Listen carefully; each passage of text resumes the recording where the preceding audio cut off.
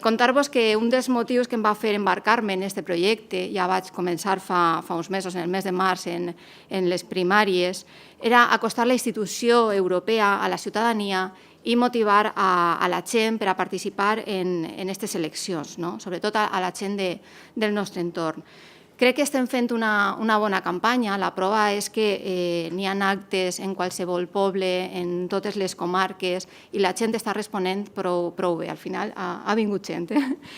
I això ho hem de continuar fent en aquests dies que encara queden de campanya, perquè als grans partits, a aquests que se reparteixen el bipartidisme, a aquests no els interessa per a res que nosaltres, que altres formacions com la nostra, tinguem veu en Europa.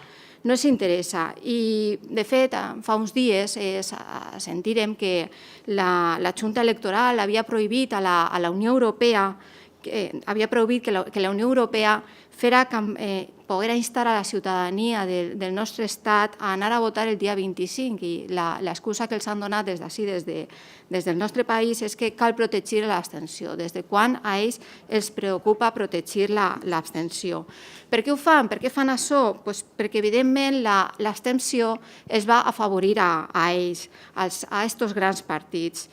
I també perquè, evidentment, ens tenen por. Ens tenen por i suposo que heu sentit les últimes declaracions de fa uns dies, tant del senyor González com del senyor Cañete, jo li dic Neandertal, defensant un pacte entre el Partit Socialista i el Partit Popular. També a aquest pacte s'ha afegit fa uns dies la senyora Rita Barberà, que ella ha afegit a més que no permitiria que corpúsculos vinieran a asolar la ciutat, volen deixar-nos fora.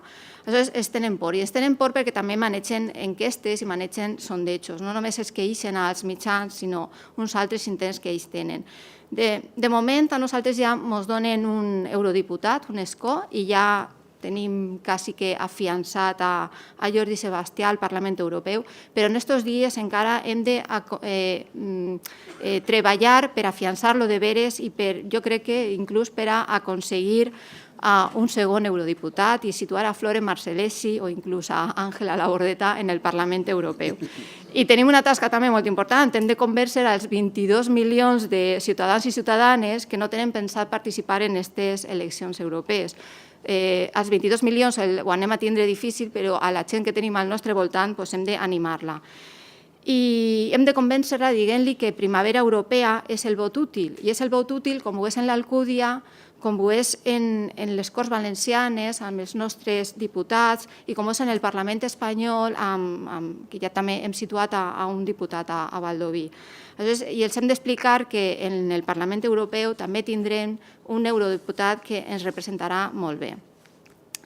Moltes vegades ens pregunteu quin sentit tenen les eleccions europees i participar en elles. I de fet sempre hem pensat que Europa era una cosa que quedava molt lluny i que moltes vegades s'hem oblidat d'anar a votar o de manera premeditada o no premeditada i hem passat de participar. Però nosaltres, alguns, hem pogut passar, però Europa no ha passat de nosaltres. I tota aquesta desafecció de les institucions europees el que ha fet és que els que estan allí repartint-se aquest bipartidisme hagin deixat de costat a aquesta Europa dels pobles que ens vengueren fa anys per a construir una altra Europa, la que tenien amagada primer en el Tractat de Maastricht i ara en el Tractat de Lisboa. I ens han construït aquesta Europa mercantilista que ha acabat governada per una troika que ningú de nosaltres hem triat, veritat que no. Sabeu lo del rescat a la banca, ja he explicat una miqueta Paco, perdona, anava a dir-te Pasqual, perdona, tanta amistat. Sabeu del rescat a la banca, més de 130.000 milions d'euros, alguns directes i uns altres encoberts. Per exemple, els préstecs que s'han donat als ajuntaments per a pagar factures a proveïdors. El Banc Central presta a la banca privada els diners a l'1%, la banca privada presta els diners als ajuntaments al 5% i així tenen el negoci fet, clarament. Això passa perquè hi ha un article, el 123 del Tractat de Lisboa, que el que fa és que prohibeix al Banc Central prestar diners directament als organismes públics. I per què no deroguem aquest article i fem que aquests diners, en lloc d'anar a rescatar a la banca, vagin a rescatar a persones? Això jo crec que podria ser possible. Recordeu Islàndia, veritat que sí? Recordeu Islàndia? Aquells decidiren no rescatar a la banca. Sabeu quina taxa de desocupació tenen en Islàndia? Algú sap?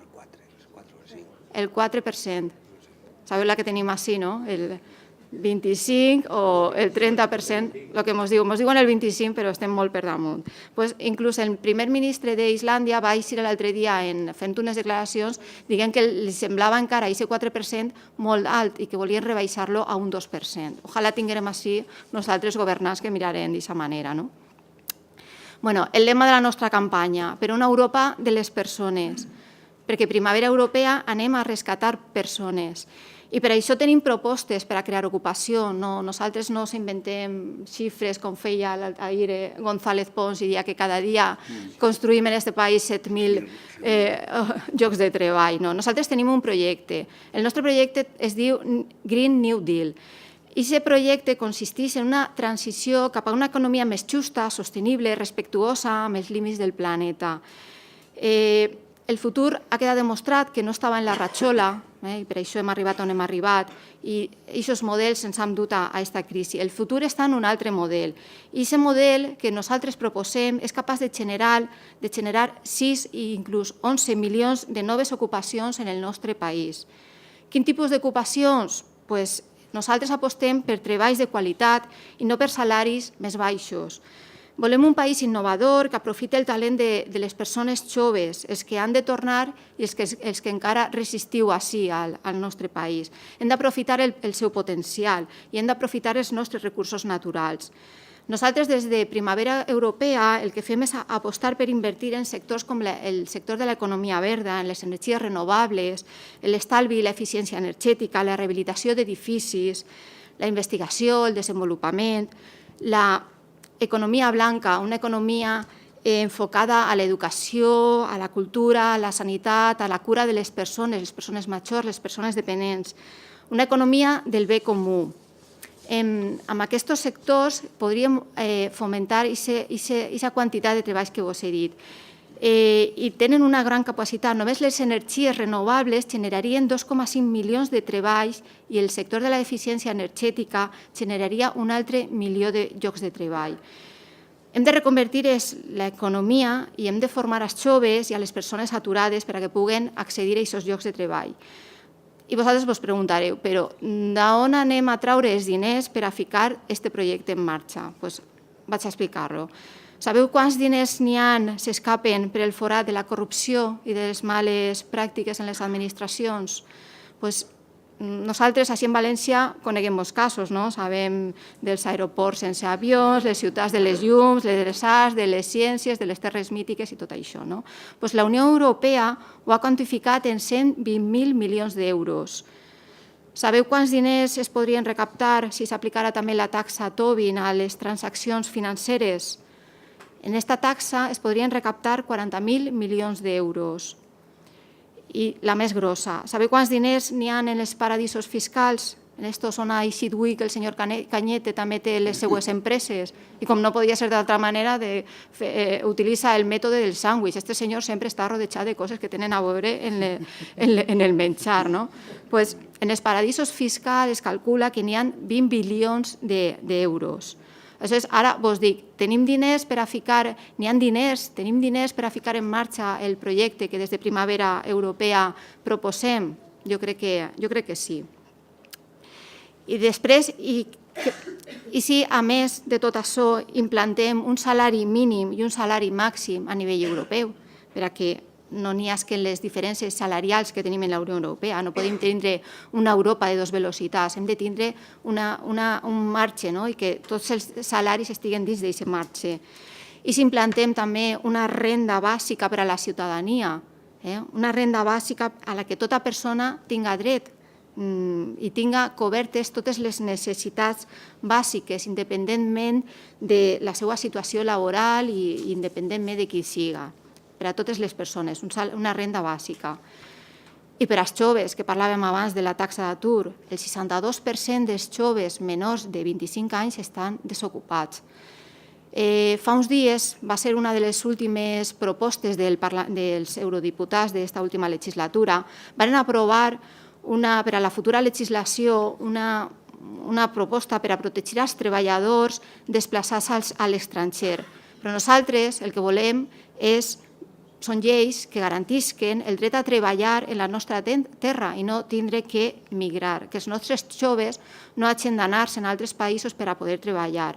I per això anirem a Brussel·les, anirà Jordi, a veure si va Floren i Àngela, a exigir una dotació de fons suficients a la garantia juvenil europea i a les polítiques d'emancipació. Perquè, com he dit abans, els nostres joves mereixen quedar-se i els que s'han anat mereixen tornar. Com estem a la Ribera, també caldria parlar una miqueta de la política agrària comuna. A la política agrària comuna se li ha de donar la volta per tal que no es quede només en un repartiment de subvencions als grans latifundistes. La PAC, la política agrària comuna, el que ha de fer és fomentar i protegir els productes de proximitat, els productes cultivats en les nostres hortes. D'aquesta manera, també el que estarem fent és fomentar el comerç local, el comerç de proximitat i estarem donant-li vida al nostre barri, als nostres pobles i a les nostres ciutats. Per això hem de donar-li la volta a la PAC per tal que l'aposta també siga el cooperativisme i els productes ecològics. I, comentava abans, la directiva de l'aigua. Cal anar a Brussel·les a fiscalitzar el treball que ja està fent-se. Cal anar a Brussel·les a veure que la directiva de l'aigua sigui una realitat, o cal anar a Brussel·les a també veure si s'estan complint tantes coses que s'estan aprovant allí. No sé si sabeu que en l'any 2008 d'Europa arribaren via el Banc d'Inversions Europeu 300 milions d'euros per al projecte Creascola. El projecte Creascola, el seu objectiu era el d'eliminar els barracons al País Valencià. Què han fet en aquests diners? Perquè dels 409 projectes que n'hi havia, més de 100 encara estan sense començar. On estan aquests diners? Se preguntem. Això és el que haurem de fer allí, és també fiscalitzar que aquestes polítiques se fiquen en marxa. Així fins fa que encara teniu alguns barracons en el col·legi Batallar, veritat que sí? Caldrà exigir que això acabe, perquè si fiqueu en la tele, no sé si heu sentit alguna vegada que en Alemanya tinguen barracons, perquè a un estat membre de la Unió Europea hem de tindre els xiquets i les xiquetes en barracons en les escoles. I damunt t'ha donat 20 milions de sobrecostos. Damunt.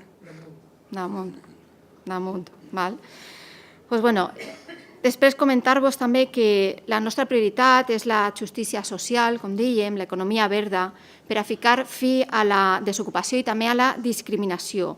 Volem defensar i volem conquerir la igualtat de drets per a les dones i per als col·lectius marginals, els col·lectius de lesbianes, de gais, transexuals, bisexuals, les persones majors, les persones amb diversitat funcional.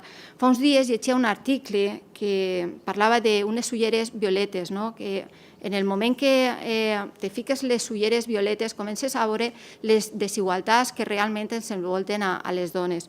Jo crec que tots nosaltres hem de ficar-nos ulleres de diferents colors per veure les desigualtats que pateixen tots aquests col·lectius. Ulleres taronges, ulleres verdes, ulleres roges, totes aquestes ulleres de cada marea per saber les discriminacions que estan patint per a poder solventar aquestes diferències. I una de les qüestions, i ja vaig acabant, important, en la que m'agrada acabar, és una qüestió que també considero prioritària. El nostre país no pot ser la tanca d'Europa. No podem rebre a les persones que venen buscant la vida amb pilotes de goma, amb tanques, amb concertines que sesguen les seues vides, les concertines de la mort. La Unió Europea ens ha destinat 527 milions d'euros per a gastar-los entre 2014 i 2020 per a controlar les nostres fronteres. Caldrà exigir que aquests diners no vagin a violar els drets humans de les persones que venen, com he dit, buscant la vida. I és que fins ara les polítiques de la Unió Europea en matèria d'immigració s'han centrat sobretot en impedir l'entrada d'estrangers en situació irregular, amb aquestes maleïdes tanques, en expulsar-los, heu sentit parlar de la directiva de tornada, o en portar únicament als altament qualificats. Hi ha una directiva que es diu la Blue Card. Pues nosaltres creiem que aquesta política de la Unió Europea ha de canviar. La política d'immigració de la Unió Europea s'ha de treure fora del marc de les polítiques de seguretat i s'ha d'introduir en el marc dels drets humans. S'han de protegir els drets fonamentals dels estrangers. I bé, jo espero que totes aquestes raons, i n'hi ha moltíssimes més coses en el nostre programa, però que seria ja molt llarg estar així tota la nit, que vos facin anar el dia 25 als col·legis electorals, agafar la papereta, aquesta que vos estarà arribant a les vostres cases, i dipositar-la en la urna amb el convenciment de que esteu triant el millor programa, que esteu triant la millor candidatura i que esteu triant també la millor opció per fer possible la primavera en Europa. Moltes gràcies.